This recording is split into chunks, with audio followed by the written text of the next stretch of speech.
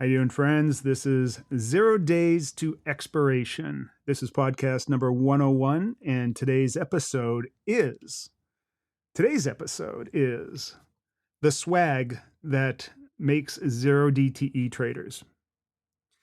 So when I say swag, that sounds like a sort of a hip hop word or something like that, but it is actually an acronym. And I believe, I'm not sure exactly the origins of this acronym, but it does refer, and the acronym is SWAG, Scientific Wild Ass Guess. Now, that doesn't mean that it is BS. It's not a BS guess. It's an educated guess. It's something that's based on experiential things. It is something that is also based maybe loosely on scientific principles. But sometimes we don't have the ability to apply all of those principles directly. We just understand the nature of it. And so we look towards that with that understanding and are able to make valued judgments. And most of trading is like that. Virtually all discretionary traders do a swag, right? So that is also what is here. But now, this particular strategy, though, is born out of very serious mathematics and also philosophy. Much of it is borrowed from the greats such as Benoit Mandelbrot and Nassim Taleb. And I would highly recommend all of their works. So the things that we do are firmly embedded in that stuff. And it was created. I started the service because of a fundamental disconnect between traders and their notion of what risk is. And if you just look at what is the most popular type of strategy that you could think of, well, it's anything that someone says is high probability, right? Everyone is attracted to the idea that they're going to be winning a lot. And the reasons for it are very human. And those reasons are it makes us feel good to win a lot. The problem with a high probability strategy is that you do not really take into account the caveat to having a high probability strategy. And that caveat, or the thing that is behind the scenes, is the fact that high probability strategies usually have extremely high risk. There may be a lower incident of actually hitting that risk, but it's certainly there. But it goes further than that. When you start looking at the way pricing models are, the way options are priced, the way virtually everybody prices their risk into their trades, it is completely understated. And they don't believe that. They want to believe that the fact that they are going to put a 95% probability strategy on and win 95% of the time. And those times that they lose, oh, they can handle that. It's no problem. I'll just manage that risk away, or I'll cut it short, and it'll never affect me. Except when it does, and that in fact, not only does it get them more than 5% of the time, but often a trader will find that, yeah, they put on this 95% probability strategy, and I got 2-3 losses in a row that wiped out my account. So what good is the probability statement if it doesn't actually work out? And they'll find that they're hitting that risk area way more than 5%. And that's just a truth. I felt it myself earlier this year, or let's just go back to last year. Last year, we were running this service during the market conditions were fantastic for just about any trader. The market was going straight up. And not only that, there was lower volatility, and really it was just sort of a buy the dip type of scenario. And so our win rates were high, et cetera. And because of this particular strategy that we're doing, we have very small risk, we are able to really kill it on there. So we're not really suffering a lot from that caveat that I just spoke of. However, we picked our places, and then we got a little bit brazen and thought, hey, man, we can lower our cost of our trades even more by putting on these relatively high probability butterflies or broken wing flies that have some risk that is pushed way, way out, way out. As a matter of fact, we tried this after a fantastic year and tripling my account over 9 months. Decide, hey, let's put on some of these super low risk, what we thought was, because the front end, the near end or the near side was very, very small, if anything. And all of the risk was put onto the back end, but it was pretty big. It was substantial, but it was 3.5 standard deviations away, right? And wouldn't you know it, that within a period now, first of all, what is 3.5 standard deviations? Well, let's just say that it's well over 99%. So, in other words, the chance of blowing up, according to the probabilities that are in the trading platform, the Black-Scholes model and the binomial and everything else that they put in there that's supposed to be so great, says that there is, uh, I don't know, just a unbelievably low percentage chance that we could fail. If it did fail, we should clearly be able to get out of the trade, right? Of course, we're not taking into consideration other things that lead you into there, this kind of well, this gamma risk well that brings you in there. And then once you're in there, you can't escape. But we got hit with a 3.5 standard deviation loss, 2 trades, well, 2 out of 3 trades in 1 week. So, what are the odds of doing 2.2% probability losses out of 3 trades? It's like mind blowing, astronomical. It's a 1,000, 10,000%, something 1 out of 10,000. But it happened, and what I noticed was after that happened, decided that we're never going to do that again. I mean, we worked all of this time to build up an account, and then just in the course of a couple of trades, it knocks half of it down. So that strategy has been completely nixed, and I took a better look and started really taking into account all the things that I have adored over the years in terms of the works of Taleb and Mandelbrot and others on the true nature of risk, that it is way bigger than what most people think. How often do you hear an analyst or someone else, when something bad happens, they'll say something like, man, that never happens. And then next week you hear it again. Oh, man, that never happens. Well, apparently it does happen, and it happens a lot. Once you realize that, once you understand that the risk is vastly understated, then it requires you to take a different look at things and start understanding what it is that you really need to be successful in this business, what it is that you have to do in order to beat the risk. Can you actually rely on the probabilities that are stated in your platform? Can you rely on expected move? Can you rely on implied volatility? Of course, your options and everything are priced based on that, supposedly. Can you rely on it? And the answer is no. I mean, even implied volatility, generally, volatility itself is overstated by a huge margin, 85% of the time. So that leaves another 15% of the time where it's not. And then there are these liquidity wells and gamma risk that will hit you on a regular basis that cause interim problems that will, even though if you had held on and weathered it, you may have come out okay at the other end. In the interim, you feel this pain and this panic and this huge drawdown, say intra-trade, that will shake you off of that trade. And so you get out of it. And how often does that happen to you, where you're in this high probability trade and it goes the wrong way and it gets close to your risk strike and you're down lots, hundreds and hundreds of dollars. And you decide, I can't take the chance that we're going to go to the max risk, which could be, say, $1,000 or $2,000, right? So you get out. And then as soon as you get out, it reverses right back and comes back where you thought it should be, right? So the next time you figure, oh, I'm going to beat it this time. I'm just going to hold on because it always comes back. And of course, that's the time that it doesn't come back. So you can't win. So that got me thinking that playing those odds are not reliable.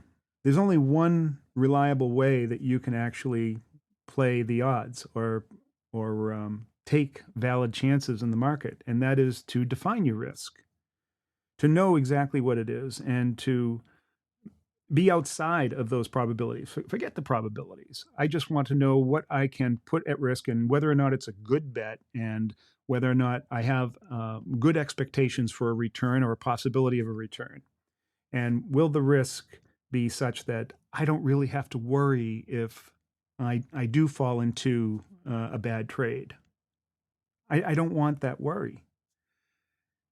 And after re-listening to the Black Swan and Skin in the Game and Misbehaving Markets by Mandelbrot, I started to realize that that was my intuition. That was my swag talking.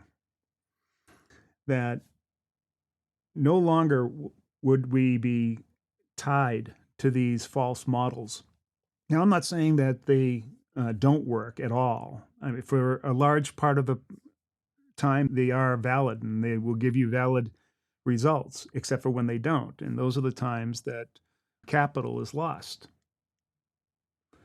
for those unexpected times, for those things that never happen until they do. So you need to have that level of swag and understanding that that is the case, that you cannot rely on it. And really, the only way to approach a market validly is to take the risk that you're willing to take. And it should be small. It should be asymmetric. Why put yourself in a position where it's going to cause a lot of angst, stress, anxiety, panic? There's no reason to. So that's exactly what we do here now. We take extremely small positions and we set up our trade so that we're open to, or with the potential of a fairly good potential of getting a large portion of profit back, or multiples of what we risk. And that works. In fact, when you start doing the math and you start looking at the long-term expectancy, not only does it work, but it is vastly superior to the high probability method. It produces smaller drawdowns, less volatility in your equity curve. So in other words, you have a smoother equity curve and a larger expectancy in the long run.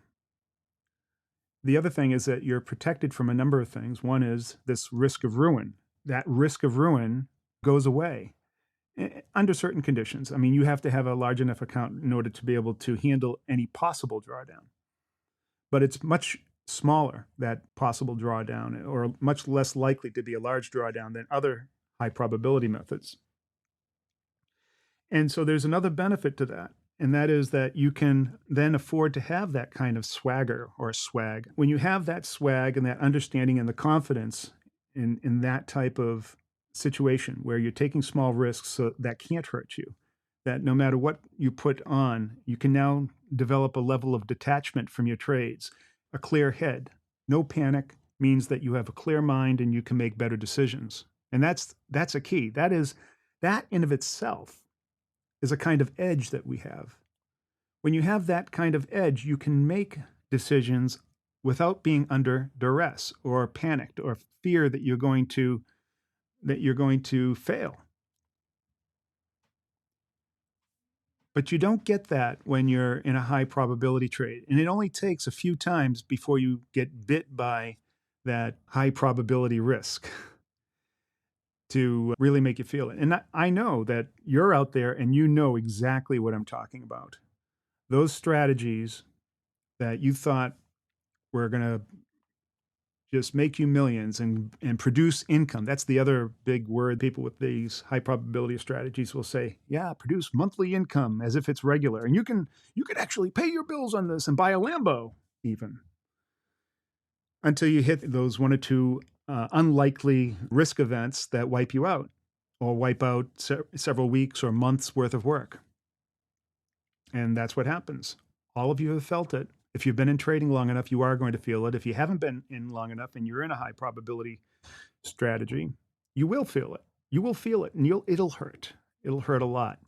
Now, here's Here's the reason why people keep on going back to the high probability strategies, because they don't know any better. They haven't read the works from Mandelbrot or Taleb and understand that the pricing in these systems are not what they say they are. And they believe the gurus and pundits that tell them that they can go and do this and make their fortune and never have to have any consequence, just keep on winning. And of course, from being a human, we love winning, and especially when we have a lot of small wins, because that's like having this little dopamine drip, like it's intravenous. And so when you do have these short, sharp shocks of risk event, that's what they are. They're short and they're sharp and they hurt, but then you get the drip again. And then you can excuse it away or say that there must have been something wrong with my psychology or my implementation or my process or something that I did not recognize, but it's not. It really isn't. That thing is always there. It's there lurking. It's a demon waiting to bite you when you least expect it. It is the black swan.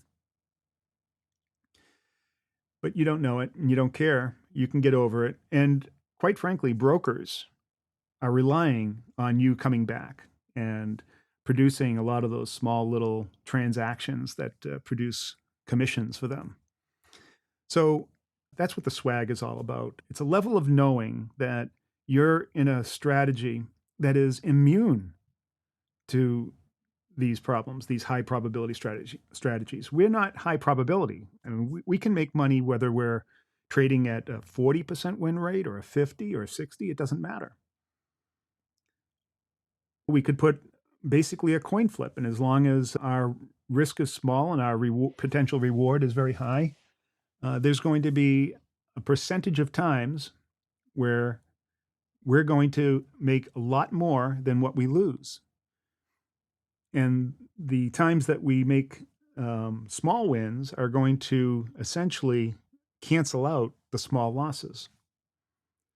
And so when you have that knowledge and you start experiencing that, and I'm not saying that it comes easy, you still have to work at developing your process and have some level of expertise and skill in your execution, which is extremely important.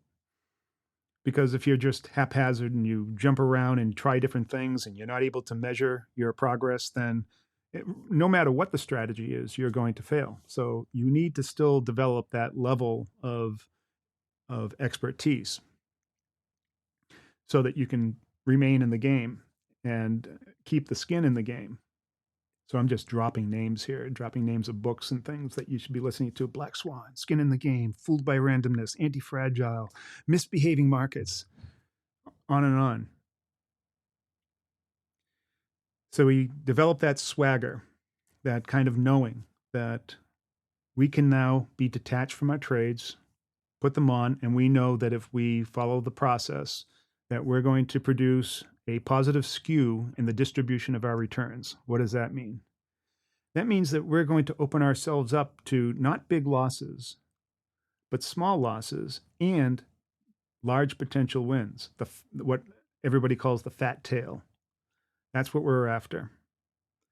So to give you some stats on my personal account, and I can't tell you what everybody makes or what this strategy would be capable of. I think it's capable of a lot. It really is in the hands of the person, and every person has a different level of tolerance and capacity for risk and how big they make their positions according to their account size.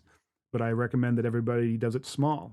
And I'll be talking about that probably sometime this week, where smaller is better, right? The smaller and the greater that you make that risk to reward asymmetric equation, the better that you're going to be.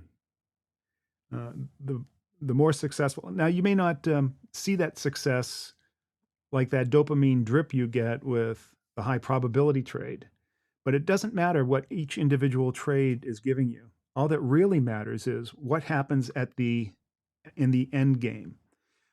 Is it a high probability of being successful trade, month in, month out, or year in, year out. That's the real measure, not what happens on each individual trade. You have to look at the long game. And that's where we're at. That is the zero dash DTE way, which is quite a bit different. If you just look at us as just another zero DTE company, you would be missing the boat, because what we do is almost the exact opposite of what all the other 0 days to expiration services do out there. First of all, most of them are just alert services. This is not focused on that. This is focused on coaching and mentoring our members to get them to pro level. That is exactly what we do. We're not just an alert service. People follow what I do. I don't put out alerts. I just say, hey, this is what I'm thinking of doing. But we're there to teach people how to adopt this philosophy, this swag, this strategy, process, and methods, and trade the swag way, the zero dash DTE way. So there you go. So, anyways, I want to thank everybody for showing up. It looks like we're going to have a good day today. We're still in this market. Need to go and manage this trade now. Peace to you all. Thank you very much.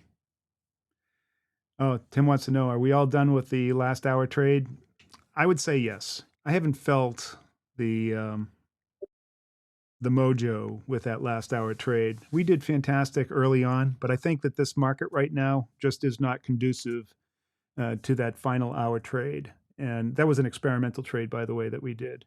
I've made the executive decision to go back to the podcast and talk about these individual topics on trading, on being a professional, and how you can make the most out of your own personal swag. All right. Thank you very much. Peace to you all. Oh, there we go. Take care.